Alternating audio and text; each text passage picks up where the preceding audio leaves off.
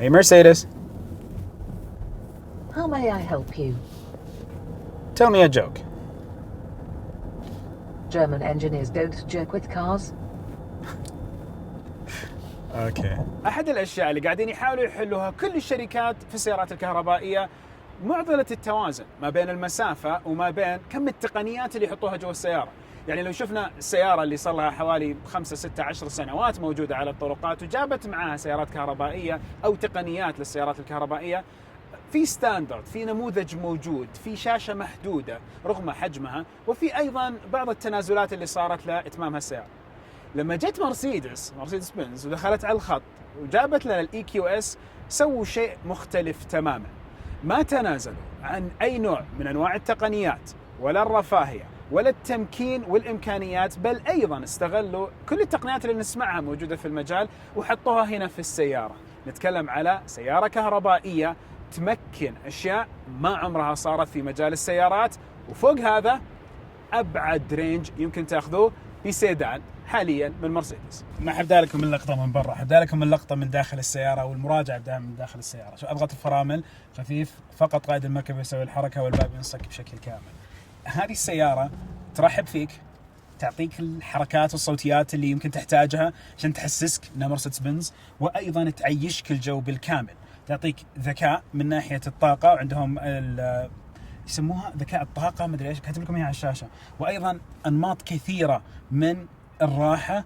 برضو تعلم الآلة في مسألة أنها تتعلم عليك وأطباعك والأشياء اللي أنت تفضلها فتقعد تقترحها لك. السيارة هنا تعيشك جو رفاهية جدا عالي. في القيادة استمتعت بشكل جدا كبير، كان فيها إلهاء في البداية، كنت مستانس على كمية الأشياء اللي موجودة، ثم بالفعل ساندتني في القيادة. فلكم هنا داخل السيارة 3 شاشات ضخمة. الشاشة اللي في النص جدا كبيرة، يقدر يستخدمها قائد المركبة والراكب الجانبي. الشاشة الأمامية أمامي أنا، هذه الشاشة فيها كامل المعلومات، الوصول لها بيكون بشكل سريع من خلال نفس المقود حق القيادة والأزرار اللي موجودة فيه. لو تكلمنا على الشاشة الثالثة اللي موجودة هنا، لن يستمتع فيها إلا القائد أو الراكب الجانبي. راكب الجانبي لما يكون على الكرسي يستشعر الكرسي هالأمر ويفعل له إياها بأمر المنزل على أساس يقدر يفتحها. أرجع هنا وأتكلم إنه فيه هيد أب ديسبلاي، الشاشة اللي تعرض على نفس القزاز. كم المعلومات اللي فيها والواقع المعزز اللي تم وضعه عليها شيء جدا جميل. لكم يا جماعة أن تتخيلوا لما يجيك لفة ونظام السيارة بالملاحة حقتها تقول لك ترى اللفة جاية قدام يسار، ويعطيك أسهم تقرب لك موضوع اللفة، ما تخليك تفكر فيها. شوف اللفة عندك هذا قاعد يأشر لك، يقول لك يمين يمين هنا روح. أيضا أضيفوا إلى ذلك كمية المساندة اللي موجودة بنظام مرسيدس بنز نفسهم، الواجهة التشغيلية حقتهم، إدارة الطاقة، إدارة البطارية، كمية الإضاءات اللي تعطي إنعاش لنفس قائد المركبة، تعطي متعة في الليل أكثر من الصباح من ناحية الإضاءة لأنه يبان معكم الألوان، وأيضا اقتراحات من نفس النظام الذكي لقائد المركبة. يوم أنا قاعد كده شوي تعرفوا سفر وضغط، حسيت نفسي شوي تعب، بعدها بدقائق طلع لي تنبيه، وش رايك نشغل لك Energizing Comfort؟ واضح عليك ودك بشيء يريحك. تخيلوا Energizing Comfort تدخل حتى في طريقة الكرسي ونفس وضعية الكرسي، وعلى خفيف بدأ يحرك فيها على أساس كذا كان يمشي لي جسمي، يشد لي جسمي شوي ويرخي. هذا أمر رايق لما السيارة تعيشك الجو. كنت أسمع وأنا صغير بأنه ناس عندهم السيارات من الستينات والسبعينات تقول هذه عزيزة عليه وعايش معاها وله معاها قصص. نفس الأمر هنا. طفشت قعدت أسولف مع مرسيدس. Hey Mercedes, How may I help you? turn on the massage please. I'm switching on the massage for you. قاعد تاخذ منها معلومات، قاعد أقول لها مين أحسن أنت ولا بي إم، مين أحسن أنت ولا سيري. What do you think about Audi? The same as you do. Otherwise we would not be sitting here. شيء مرة رايق، رفاهية إلى أقصى حد تعيشوها، وأيضا علاقة مع السيارة تقعدوا تبنوها هنا. فعليا هي تتعلم عليكم وأنتم قاعدين تعيشوا جو أكثر وأجمل معاها. واتكلم من التصميم الداخلي، عندكم ما في نوع من انواع الراحه، من التبريد، من التهويه، من التدفئه، من اللهم صل وسلم على محمد. نتكلم على المساج، الانماط المختلفه، الاضاءات المختلفه، تعطي امر صوتي تضبط لك كل شيء، المرايات الجانبيه وكيف المرايات نفسها باللمس تقدر تضبطها. نتكلم على نفس الكراسي ايضا بطريقه اللمس. انماط تعيشها في السياره شيء مو طبيعي فعليا. تجربة قيادة تخليني أطمح لأني بالفعل أقود واحدة من هذه السيارات، وأنه تكون سيارتي الشخصية. يعني وش في شيء متطور تقني أكثر من كذا؟ خلاص هذه المفروض بإذن الله. قيادة الEQS في سويسرا تعطي حس مختلف. الحين في إيجابيات وأيضا في أشياء تمنيتها تكون أفضل. يوم أنا قاعد أسوقها في سويسرا في الجو المثالي أعرف أن البطارية بتعطيني أعلى وأفضل كفاءة. الحين هذه الكفاءة مفروض أني أيضا أختبرها في المملكة العربية السعودية، كون أن درجة الحرارة جدا عالية هناك. هذا الأمر متشوق أني أجربه وأعرف من خلال التجربة هل بالفعل الEQS خيار ممتاز كسيارة توفر عليكم وأيضا تعطيكم تمكين رايق من ناحية المسافة. لأنه إحنا ما قاعدين نتكلم على كم تعطيك كيلو باللتر، إحنا قاعدين نتكلم على الكهرباء الشحنة الكاملة كم تعطيك الEQS.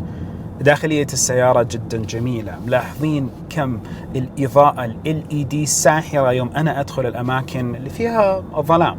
تجربتها بالليل مختلفة تماما، وبالفعل تحسوا جمال مو طبيعي.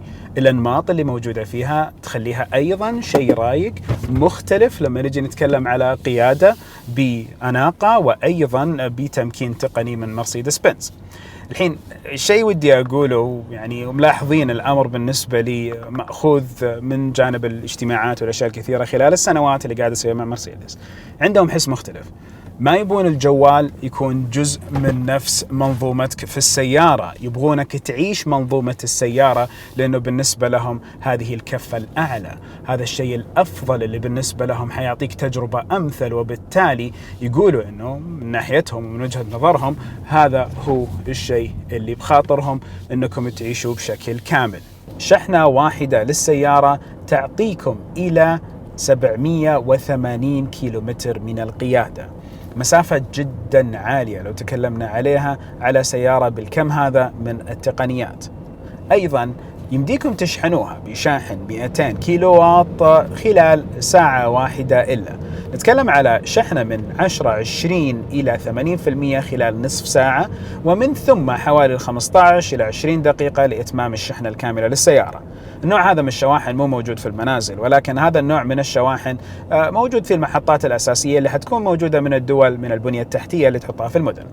أمر إضافي مهم، إذا أنتم عندكم شاحن منزلي وتكلمنا على 5 إلى 7.5 واط، تقريبا بتاخذ معكم المرسيدس بنز حوالي الEQS قصدي بتاخذ معكم تقريبا يوم إلا شحن.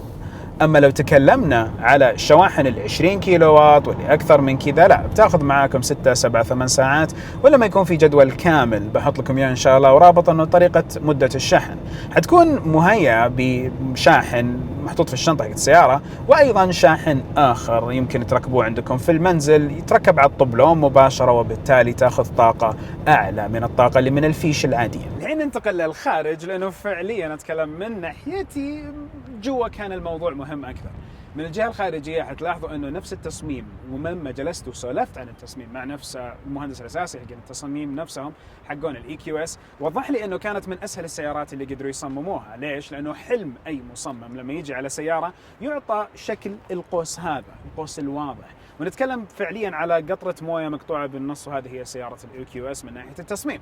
هنا نتكلم على كم كبير من الايروداينامكس قدروا يدمجوه ايضا من ناحيه الشيلدز حقات الكفرات اللي هي زي الدروع اللي تصير من الهواء عشان تقلل من مساله الاحتكاك، ومن مساله انه نفس الجنط يتاثر سرعته ويصير في فريكشن ما بينه وبين الهواء مع السرعه. وبرضه تمكين اكثر من ناحيه التصميم، بعطوكم شيء مستقبلي.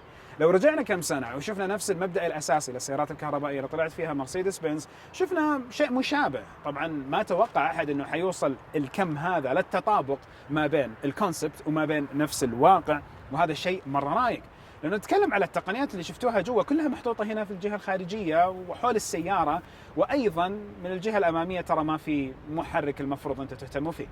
إيه، ما في محرك تهتموا فيه. نتكلم على بكل بساطة الجهة ذي ما حد من مستخدمين السيارة المفروض يفتحها ولا أصلا يفكر فيها. أنتوا قاعدين تتكلموا على سيارة كهربائية تعطيكم كم ضخم من الراحة. السيارة تعطيكم الواقع من ناحية مستقبلي.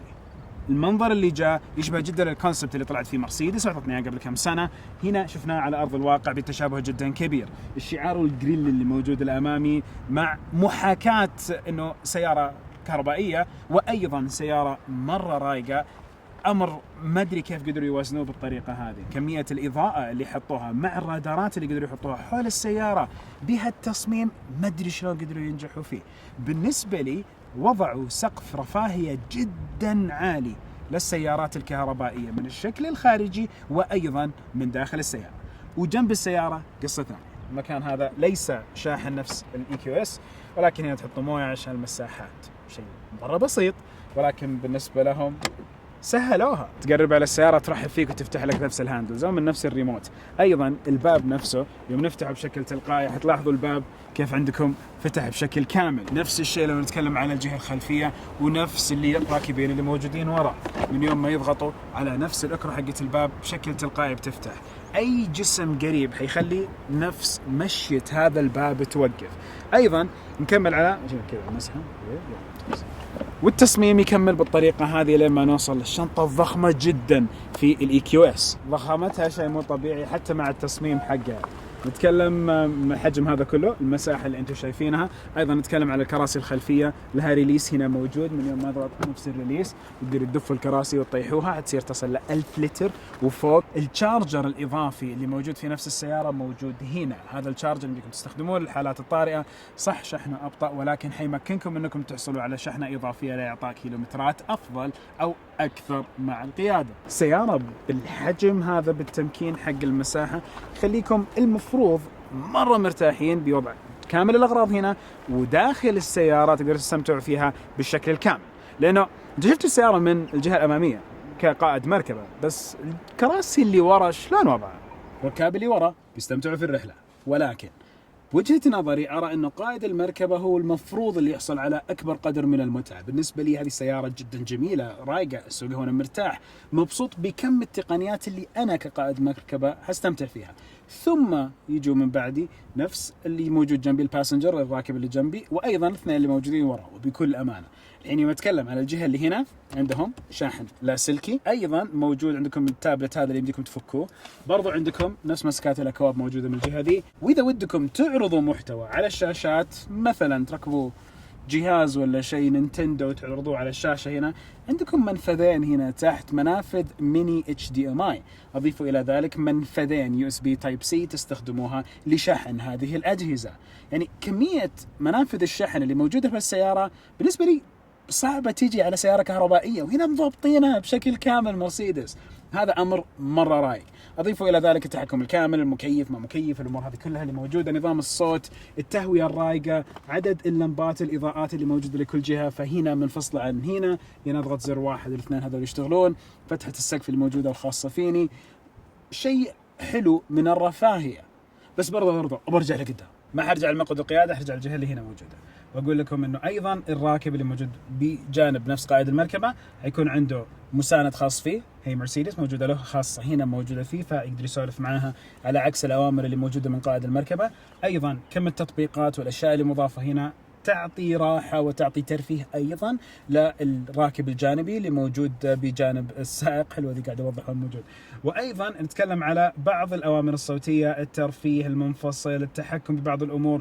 يمدي يربط نفس بلوتوث بسماعات أربطها فيصير عندي نظام الصوت الخاص فيني وأنا قاعد أسمع شيء غير اللي قائد المركبة قاعد يسمعه. أقدر أستفيد أكيد من المنافذ والأشياء الكثيرة اللي موجودة هنا، سواء المقصورة الوسطى المقصورة اللي وراء. تعدد المنافذ يعطي قابلية جدا رايقة بالنسبة لي رغم بساطة الأمر، لأنه هنا شاحن لاسلكي، هنا شاحن لاسلكي، أيضا موجود هنا منفذين وهنا منفذين كلهم USB Type C. هذول بالنسبة لي يفرقوا لما اثنين يكونوا في السيارة. أنا وزوجتي قاعدين بهالسيارة مرتاحين مبسوطين بالرحلة، ما في أحد يتنازل عن شيء، كل واحد موجود المنافذ اللي يحتاجها. وأضيفه إلى ذلك أنا هنا شايف نفس نقدر نقول لوحة ال NFC حقة الربط ما بين الأجهزة والإكسسوارات الذكية وبين نفس السيارة. أرجع للجهة اللي هنا، تطبيقات موجودة عندي، مرسيدس بنز أو نقدر نقول ال MBUX أيضا موجود وحيساندني. هنا أقدر أشوف أنماط الراحة والكمفورت لنفس الكرسي اللي موجود معاي. أيضا الانرجايزنج مود ونمط الإنعاش المريح أو الإنعاش السريع أو الانرجايزنج طاقة كذا إنعاش سريع موجود في الجهة ذي. حيكون عندي تحكم مرة رايق. أرجع وأقول كختام، يعني فعليا نتكلم على كمية رفاهية موجودة بهالسيارة وتقنيات.